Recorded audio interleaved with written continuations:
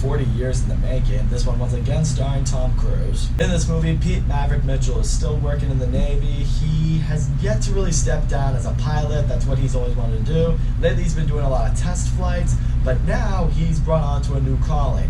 He's been tasked to teach this new fleet of Top Gun cadets for a really dangerous, nigh impossible mission for them to complete. This is a movie that wasn't really on my radar for the longest time.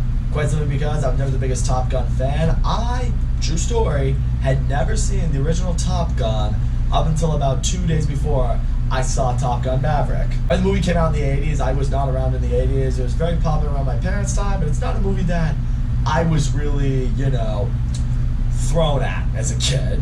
There were a lot of other movies that my parents were like, you need to watch this. This one, not as much, so it just completely slid under my radar. And then I finally watched it, and I think it's a decent movie. I love the bromance between Maverick and Goose. I thought some of its emotional moments, particularly with Goose, hit. I liked the dogfighting scenes, but other than that, there wasn't a whole lot that I really loved about the movie. There weren't really a whole lot of supporting characters that I really got into. The romance in the movie, I didn't completely buy into that.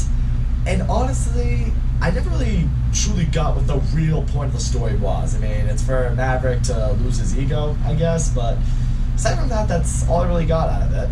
I think it's a decent movie that I had some fun with, but I wasn't in love with it. For me, it wasn't the, phenomenon that it probably was for some people back in the 80s. So naturally, going into Top Gun Maverick, my expectations were just kind of in check. Even though it was getting some really good reviews, because I felt how I felt about Top Gun, it was hard for me to really get super excited for a movie like this. And now that I've seen Top Gun Maverick, I gotta tell you guys straight up, this is one of the greatest sequels ever made, bar none, period. This movie is unbelievable. Like, holy shit. For starters, say what you will about Tom Cruise. I know maybe as a person, he's not the most beloved person ever. I mean, he's a part of that Scientology cult, so, I'm sure that raises a lot of eyebrows there. But I gotta tell you right now, take that aside, as a filmmaker and as an actor, I think he's, when it comes to action movies, probably the best one out there. He cares so much about these projects, about the fans, about giving us the best movie experience that we can possibly get. And he does that here. You can tell this was a project he cared so much about. You can see why this took a really long time to be made. You can see why it's almost 40 years in the making. He needed it to be perfect. And damn it, it pretty much was. And yeah, him as Maverick, he's pretty much the same guy. He's a little cocky. He has that arrogance. He's not really willing to take orders from the military, even though he's in the military. But, they want to be like, you need to step down, you need to be grounded. But he's like, no, I can't do that. My place is in one of those jets. But it is very interesting seeing him take on the teacher role for these Top Gun cadets. It's great seeing him bring his own little flair to it. It's great seeing him push it. And I love, all these cadets are among the best in the military. But I love how quickly he humbles all of them. There's this one training exercise where, they have to avoid being shot down by him. And of course, every time it's like, click, you're dead, click, you're dead, click, you would have been dead there. And very quickly they realize they're not as good as they thought they were. Which is great for a movie like this, because when you have these cadets who have been, just praised upon and, hailed as the next great pilots, you need to keep their egos in check a little bit here. And Tom Cruise does that. Well, Maverick does that. Even the character development in this movie is so much better. I mean, infinitely better than it was in Top Gun. The candidates in this one, I felt so much more of that connection with. They really developed a lot of their characters so much better. Particularly, I gotta touch on Miles Teller as Rooster, who plays Goose's son. His story is a lot more personal. He knows who Maverick is. Maverick was his dad's best friend. He was his wingman. And Maverick has always felt responsible for Goose's death. Spoiler alert if you haven't seen the first Top Gun. But in this case, Rooster feels a lot more of a tension between Maverick, He's like, there's that line in the trailer where it's like, my dad believed in you, I won't make the same mistake. And you also see it in Maverick. He wants, in a lot of ways, to right the wrongs with Goose in the sense with Rooster. He wants to keep Rooster safe. He wants to keep him out of harm's way. He wants to put him out there on this mission, extremely dangerous mission, when he's ready. The problem is, he's like, is he ever going to be ready? I can't let my best friend's son die after what happened with my best friend. It creates for a very interesting, compelling relationship between the two of them, and a great story arc for each of their characters. Also, gotta say this right now, the romance in this movie between Maverick and Jennifer Connelly's character in this movie, I thought was way better than the romance in the last Top Gun. The last Top Gun, I didn't really buy into this. In this one, I do a lot more, you know?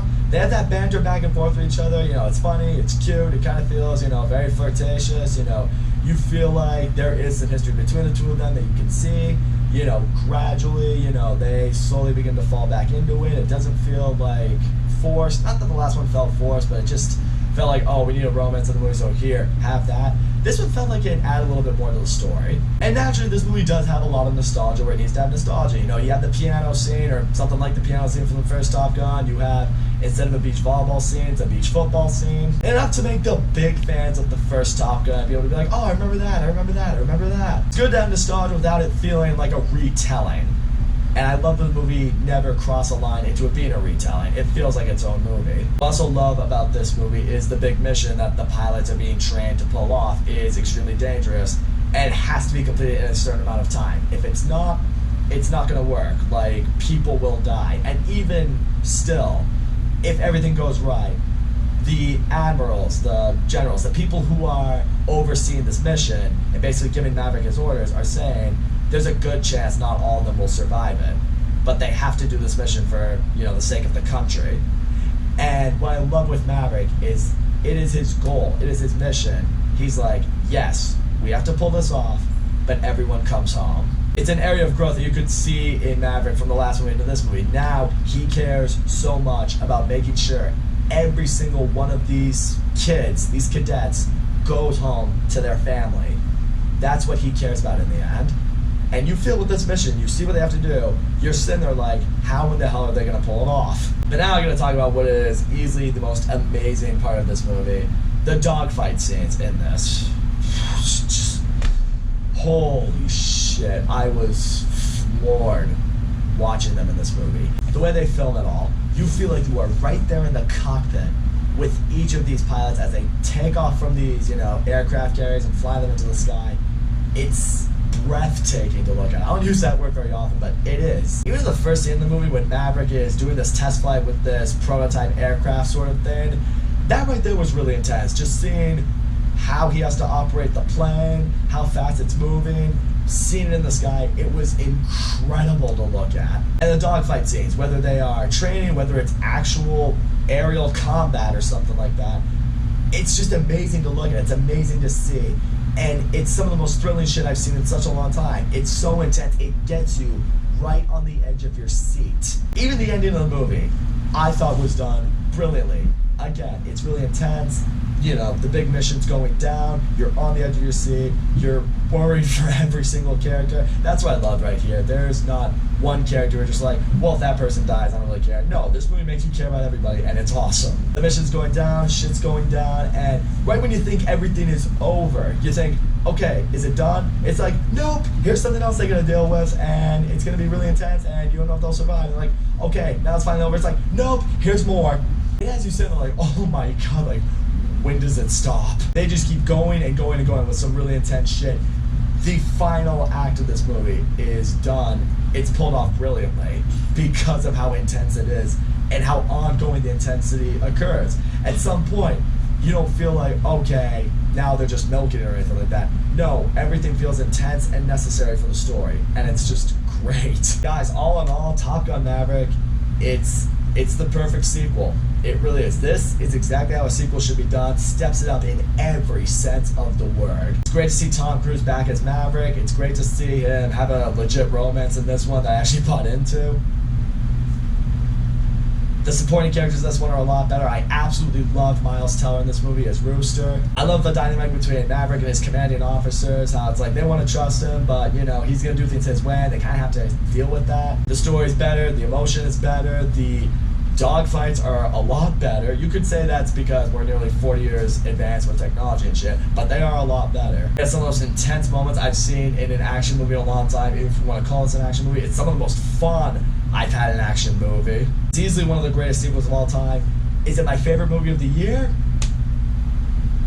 It's in the conversation. I guess if you want to fully understand this movie, you should see the first Top Gun. Now, if you haven't seen the first Top Gun, I still think you could watch this movie and still very much appreciate it and love it, maybe almost as much. But if you really want to grasp into how great this movie is, I think you should watch the first one. I know that sounds like I'm saying like watching the first Top Gun is a chore. You know, for you it might not be. I mean, for me it wasn't either. You know, again, I thought it was decent, but you know, it's kind of like this. You have to see Captain America the First Avenger in order to appreciate the Avengers. No. But you should, because it gives you more of an appreciation for Captain America's character and ultimately the story arc, or part of the story arc that goes on in the Avengers. So right here, do you have to watch the first Top Gun to love and appreciate Top Gun Maverick? No, but if you really want to the full capacity, you should watch Top Gun. And yep, that's right, I put Top Gun Maverick in the same breath as the Avengers because it deserves to be. 100%. In the end, this is the type of movie that summer should be kicked off with. I can't wait to see this movie again. You know what? I'm gonna make that happen soon. So that's all I'm gonna say, guys. Thank you so much for watching my video, and as always, don't forget to leave a comment, like, subscribe. I will see you all next time.